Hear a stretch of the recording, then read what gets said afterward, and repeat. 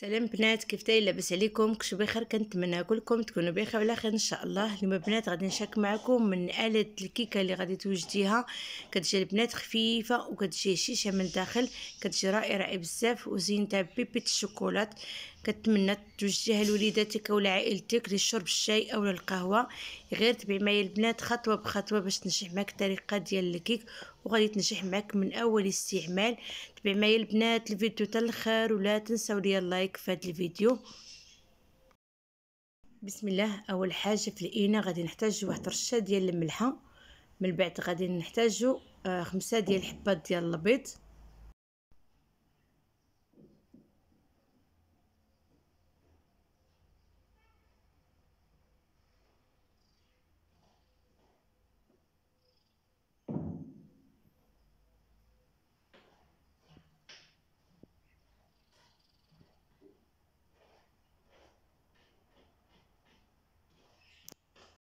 من بعد ملي ضفنا ليه 5 ديال الحبات ديال البيض ورشه ديال الملحه غادي نحتاجو 2 ديال الاكياس ديال الفاني.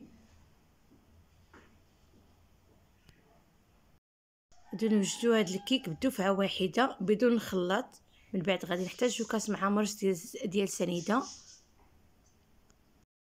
من بعد غادي نحتاجو كاس مع مرش ديال الزيت النباتيه.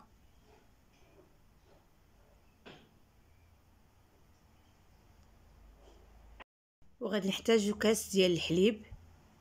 هنا البنات عبرتهم بكامل بنفس الكاس، بالكاس ديال العلبه. من بعد غادي ندمجو المكونات ديال الطياب الفوي. غادي نخلط الخليط ديال الطياب الفوي تندمجو ليا ما بين البيض والزيت النباتيه والحليب وسنيده، وكتجي البنات هاد الكيكه ناجحه 100%. غادي تنجح معك من اول استعمال، ما فيهاش كتر التعقيدات. صافي البنات من بعد ملي غادي نخلط الخليط ديالتي مزيان، من بعد غادي نضيفو الدقيق اللي مغربل واحد 2 ديال المرات.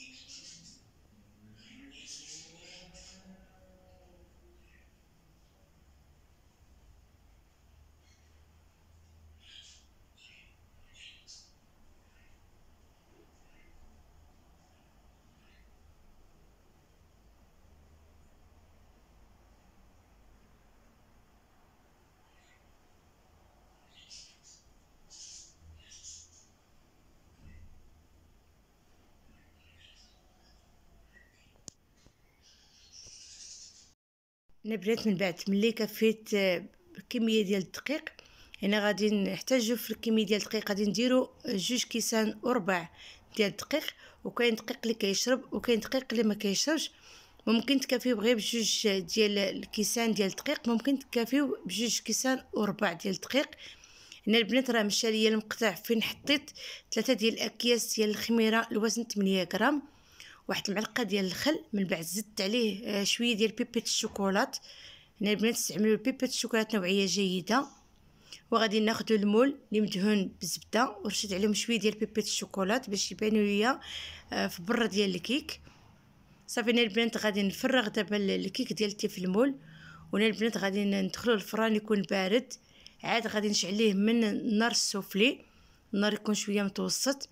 غادي نخليه واحد 45 دقيقه.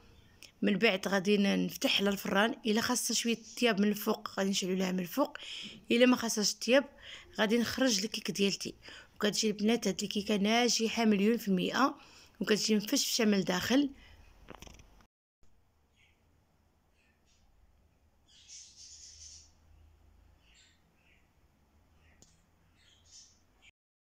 هنا من بعد ملي خرجنا من الفران خليتها حتى بردات ليا في المول، عاد غادي نزولها دابا في المول. ديما واحد النصيحه اللي غادي نعطي لكم البنات، ديما الكيكه ما تزولوهاش في المول وهي سخونه، ديك الساعه كتجي لكم معجنه من الداخل وما كتجيش هي هذيك.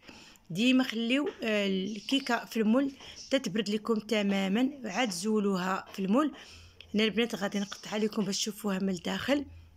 هنا الا بغيتو تزينوها زينوها بما بغيتو، ديروا لها الشوكولات للدهن اولا الشوكولات اللي مذوب في حمام مائي اولا داني ديال الشوكولات.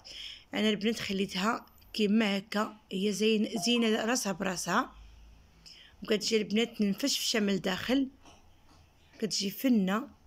كنتمنى توجديها لوليداتك او لعائلتك لشرب الشاي او القهوه.